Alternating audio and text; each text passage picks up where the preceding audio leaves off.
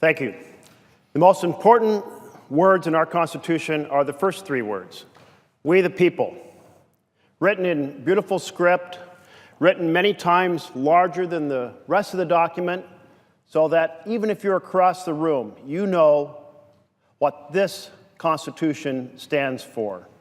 Not government by and for the powerful, not government by and for the privileged, but as President Lincoln so eloquently said in his Gettysburg Address, government of the people, by the people, and for the people. As a we the people nation, we adhere to a core set of principles that have guided us through good times as well as in dark moments. One of those key principles is the rule of law, that we are a nation where not only is there rule of law, but where no one is above the law.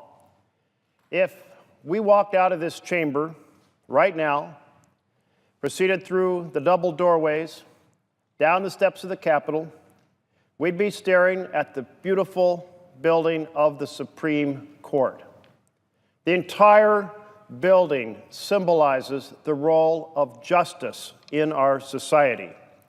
And as you look at that magnificent Supreme Court, the broad marble steps leading up to the door, and you look up, you see these simple words inscribed above: equal justice under the law. It's right there. You can almost see it from where I'm standing now. Equal justice under the law. That's the principle that is part of the ethic of every courthouse in America, from the smallest, most rural courthouse to the big city courthouse square. And we see those same principles personified as Lady Justice.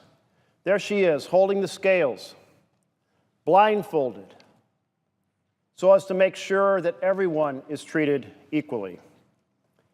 But over the past few months, we have been in a period in which we're staring into the abyss of a constitutional crisis, because this very core principle of no one is above the law and equal justice under the law is under assault.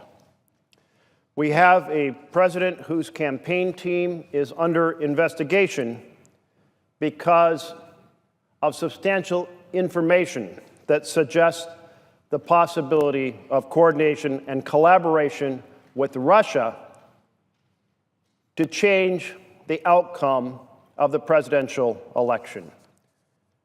An assault on one of the most fundamental premises of a free society: free and equal elections.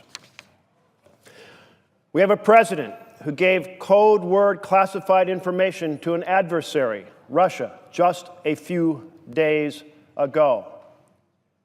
We have confidential information, we have secret information, we have top secret information, and we have code word information at the very top, the most sensitive secrets of the American government. And our president gave that information to Russia. Anyone else did that, they'd be facing criminal charges. We have a president who sought to shut down an investigation into one of his former team members, retired Lieutenant General Michael Flynn.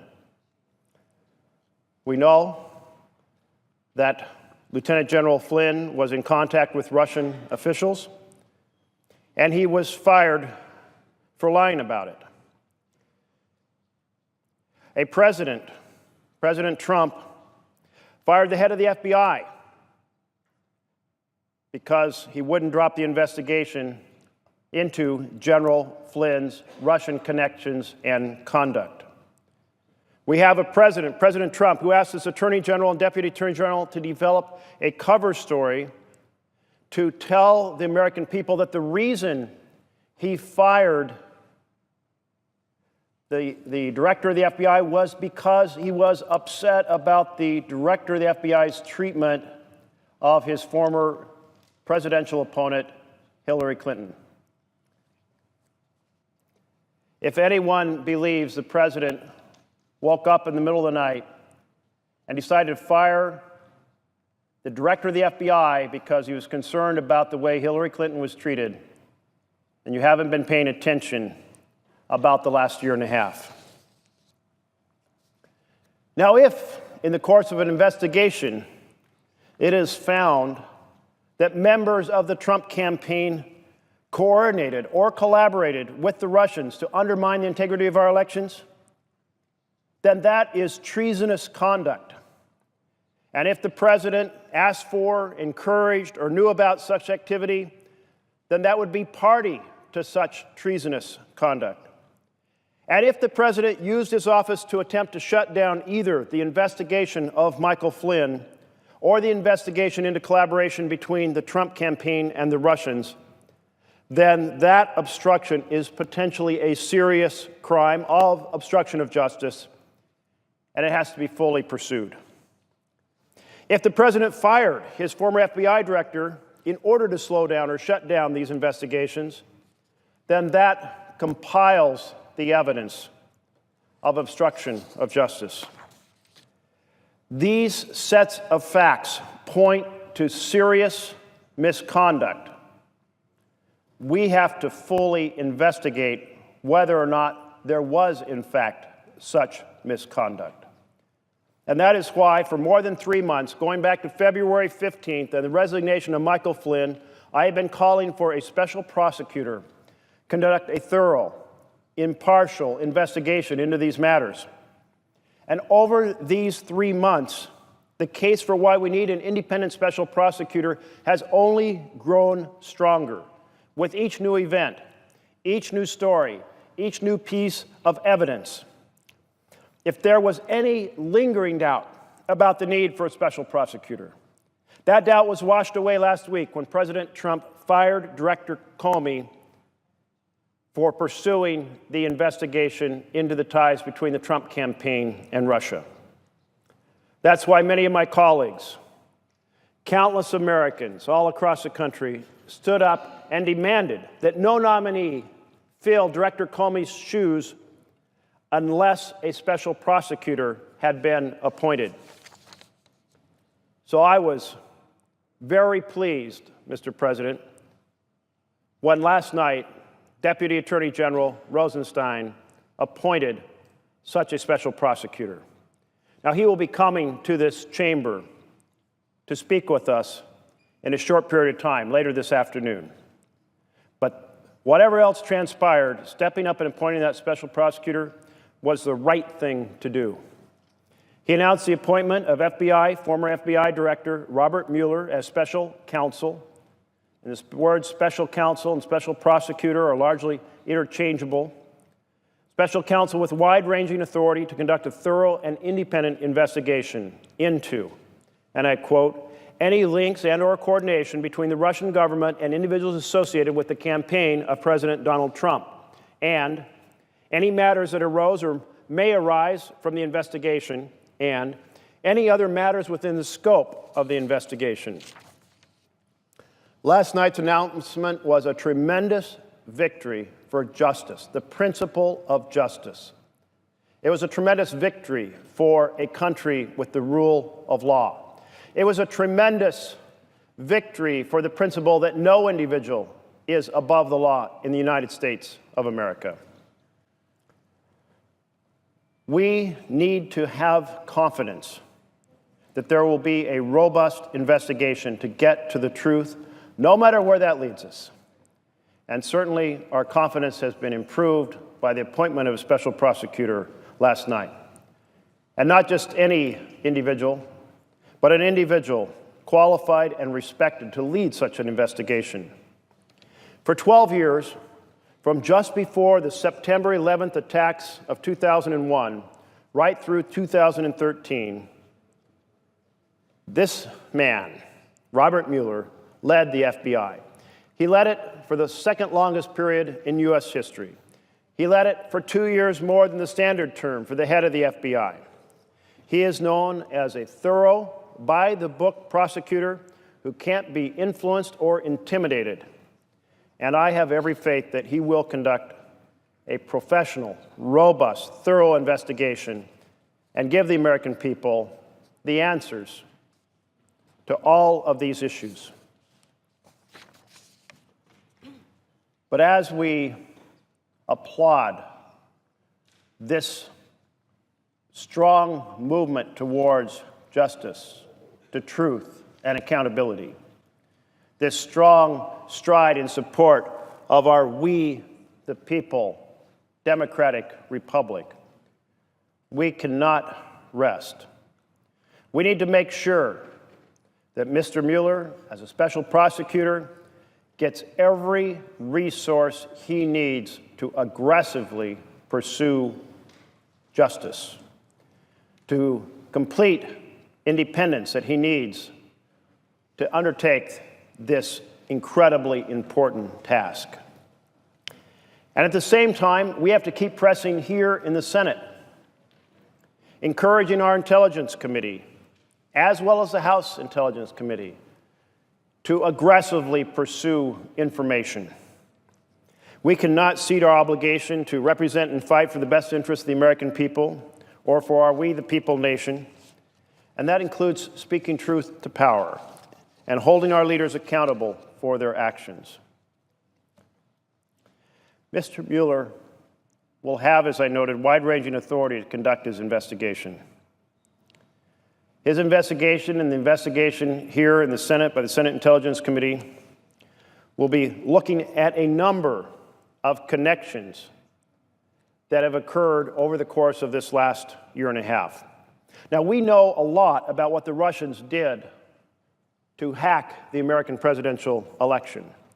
The intelligence community told us in a report this past January that with high confidence, Russian President Vladimir Putin, quote, ordered an influence campaign in 2016 aimed at the U.S. presidential election, and that he did so in order to, and I quote, undermine public faith in the U.S. democratic process, denigrate Hillary Clinton, and harm her electability and potential presidency. The report goes on to say that the Russian government, and I quote, aspired to help President-elect Trump's election chances when possible by discrediting Secretary Clinton and publicly contrasting her unfavorably to him. And we know many of the elements of this aggressive Russian campaign. They used the resource Russia Today to spread fake news stories, to develop those stories and publicize those stories. They hired 1,000 internet trolls to comment in social media on the affairs in America as if they were Americans weighing in. They proceeded to hack the DNC, Democratic National Committee files, and the Clinton campaign files, and then release damaging documents from those hacks. They used bots, that is, remote computers instructed by code that was placed onto those computers to weigh in on social media as if they were people weighing in. So you had thousands of machines weighing in with comments as if they were individuals weighing in.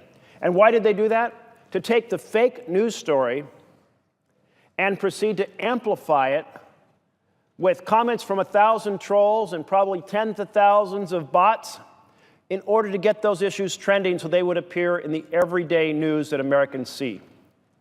We are talking about a massive campaign of interference in the presidential election. And what we need to know is whether anyone on the Trump campaign was connected in any possible way to these activities. To find that out, we have to investigate the growing web of connections between members of the Trump campaign and Russia. Just consider some of the connections that have been explored already in the press. One individual is Carter Page, who served as President Trump's foreign policy advisor on the campaign trail. Mr. Page lived in Russia for 3 years while working for Merrill Lynch. He participated in several deals during his time there with Gazprom, the Kremlin-owned energy giant whose chairman was Vladimir Putin's deputy while prime minister. He became friendly and emailed back and forth for months with a man named Viktor Podobny, a Russian spy who was caught on tape saying he was trying to recruit Page. Last year, while employed as a member of the Trump campaign, Mr. Page traveled to Moscow to deliver a speech bashing U.S. policy towards Russia, saying, "Washington and other Western powers have impeded potential progress through their often hypocritical focus on ideas such as democratization, inequality, corruption, and regime change." Then there's Paul Manafort, the former chairman of the president's campaign. He was hired to manage the Republican convention and to wrangle delegates. But then he was promoted to campaign chairman and chief strategist until he resigned because of his questionable foreign dealings. From 2004 until 2014, Mr. Manafort worked as an advisor to Ukrainian President Viktor Yanukovych, a pro-Russian strongman who over the years adopted policies that moved his country away from the European Union and closer to Russia. Manafort is regularly credited with helping Yanukovych win the presidency in 2010.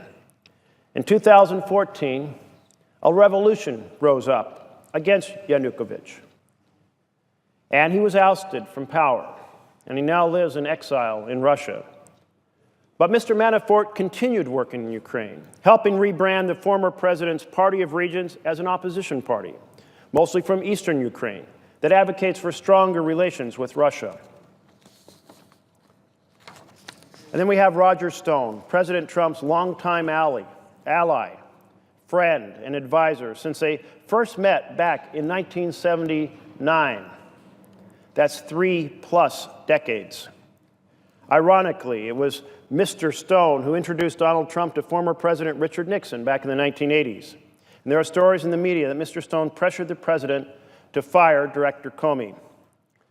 Over the years, Mr. Stone has appeared many times in Russia Today, the Kremlin's English language news network that developed and publicized fake news stories during last year's presidential election. In his appearances, Mr. Stone regularly criticized the U.S. intelligence community. He attacked our media. He attacked our free press. He praised Russia and its policies. And he even praised WikiLeaks, the organization responsible for releasing massive amounts of confidential and damaging documents about our nation's intelligence services and capabilities. More than that, Mr. Stone has bragged about his communications with hackers like Guccifer 2.0. And who is Guccifer 2.0? The individual responsible for hacking the DNC and releasing its emails during the campaign. Another person whose connections to both the Trump campaign and Russia will be looked at is our former colleague, now our Attorney General. During the course of his confirmation hearings, Mr. Sessions misled fellow senators about his interactions with Russian officials. When asked what he would do as Attorney General if he learned that anyone connected to the Trump campaign had communicated with the Russian government, he said, "I'm not aware of any of those activities. I have been called a surrogate at a time or two in that campaign, and I did not have communications with the Russians."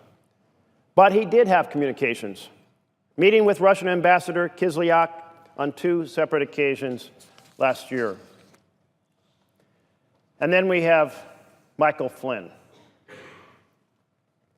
a very major part of the connections between the Trump campaign and Russia. Retired Lieutenant General and appointed to be National Security Advisor by President Trump. He was intimately involved in the series of events that lead us to yesterday with the appointment of a special prosecutor. Beginning in February of 2016, General Flynn served as an advisor to the Trump campaign, and he was even considered as a potential running mate for President Trump. And as we know, he followed President Trump into the White House as National Security Advisor. But, as I noted before, that role was short-lived as his Russian connections came to light. Back in 2015, he was paid to attend a 10th anniversary gala for Russian TV and sit at a table with Mr. Putin. He didn't disclose this on his security forms. And during Trump administration's transition, he talked with Ambassador Kislyak by phone, including one call on the very day that President Obama ordered sanctions against Russia as punishment. Punishment for what? Punishment for interfering with the American election. When that information was discovered, the White House contended that General Flynn's conversations with the Russian ambassador were nothing more than ironing out logistics for an eventual call between the president and Vladimir Putin. Even Vice President Pence went on the record defending Flynn, telling CBS News that the two, quote, did not discuss anything having to do with the United States' decision to expel diplomats or impose censure against Russia, end of quote. But General Flynn's conversations with the ambassador was picked up during routine surveillance of the Russian ambassador. And what were they discussing? They were discussing the sanctions President Obama was placing on Russia. And why did he place those sanctions? Because of Russian interference in the election. Acting Attorney General Sally Yates made it known that she warned the White House that Flynn was lying to the vice president and that he was compromised. She met twice with Dan McGahn, the White House counsel, to warn him about Flynn. But in exchange for making sure the White House knew about the fact that the National Security Advisor was compromised and had lied to the vice president, she was fired. Fired by the president. 18 days after Sally Yates' warning, Michael Flynn resigned after the Washington Post revealed that he had, in fact, discussed sanctions with Ambassador Kislyak. And now, according to his lawyer, quote, General Flynn certainly has a story to tell, and he very much wants to tell it. Well, I hope, as the Senate Intelligence Committee and as a special prosecutor pursue the investigations, that he will have every chance to tell it and will tell it with a fullness and an accuracy that will be complete. That's the web of visible connections we already know about. And they suggest the possibility of coordination, consultation, collaboration with the Russians to influence the American elections. But we have to get to the bottom of whether, in fact, that is the case. Did it go beyond a series of conversations to actual coordination, consultation, and collaboration? That is what we need to know. Now, the president says that there's no there. Well, that's why you need an investigation in order to find out. The president has called this a witch hunt. An investigation, I would convey to President Trump, is not a witch hunt. An investigation is pursuit of the truth. An investigation is in the highest tradition of equal justice for all. A very large development, as we all now know, occurred last week with the firing of FBI Director James Comey, who was leading the Bureau of Investigation the Bureau's investigation into these matters. Director Comey confirmed while testifying in the House on March 20th that the FBI was, in fact, conducting an investigation into Trump's campaign, something we now know really bothered the president. But at the outset, the president and White House claimed that Comey's firing was about the director's handling of the Clinton email investigation, not because of the Russian investigation. Now, that story on its face caused eyebrows to rise across the country. Did people really believe that the president woke up and was determined to right a wrong because the FBI director had unfairly treated Hillary Clinton? And yet he asked his team to develop this story, to share it with the American people.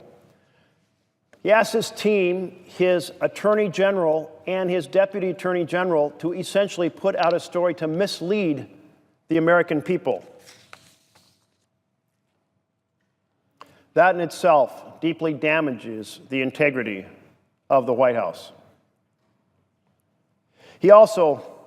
This cover story also claimed that Comey was fired because he'd lost the trust of the rank and file FBI agents.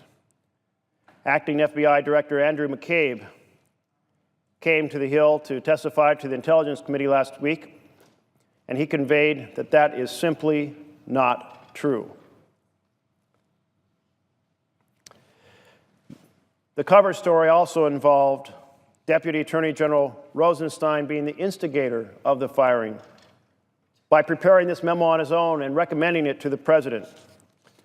And that turned out also to be a part of the deception. And the president himself made that clear, taking responsibility that it was his decision to fire, not a decision based on the recommendation that came from Rosenstein.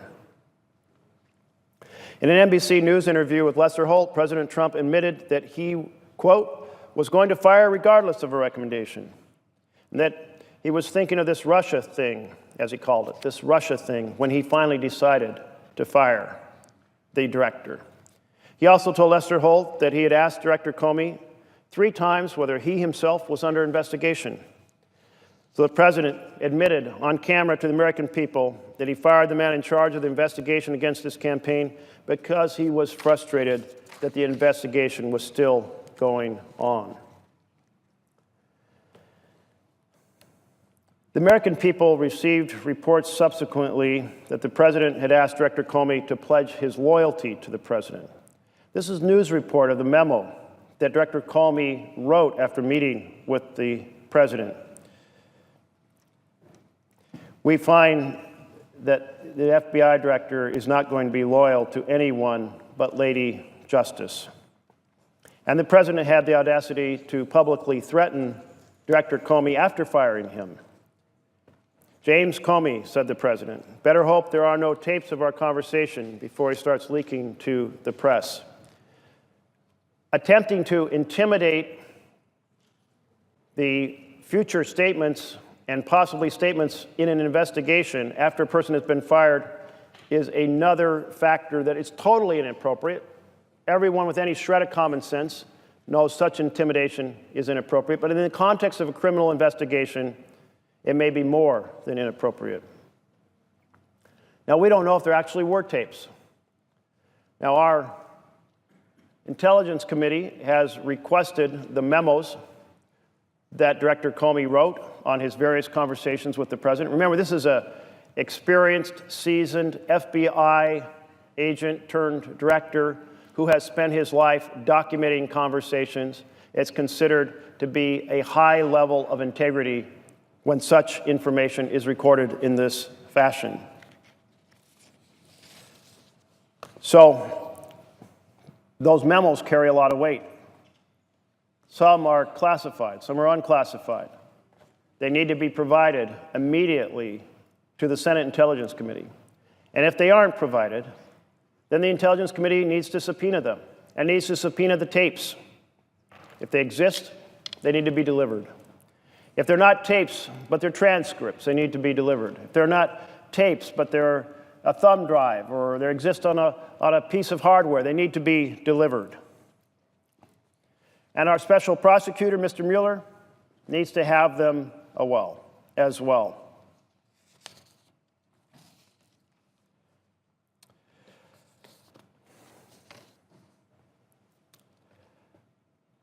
I think that as one steps back from this incredible amount of information, the information about how Russia hacked the campaign, not just hacking into the DNC and Hillary Clinton's campaign, but then releasing that information at strategic moments, hiring 1,000 individuals to comment in social media as if they were American citizens, establishing a botnet of computers to weigh in as if they were people, to amplify this false social media, to get it trending and get it into the mainstream news. When you consider all of this, we know how terribly wrong it was, and we have to learn every piece about what went on in order to make sure that we are in the best prepared way to stop it from ever happening again. And we need to make sure that we're in the best possible place to ensure that we can assist other democratic republics, to make sure that they are not victims of the Russians. And we need to make sure that if any American, no matter who he or she is, collaborated or coordinated with the Russians in this effort to hack our campaigns, that they are prosecuted to the full extent of the law. Thank you, Mr. President.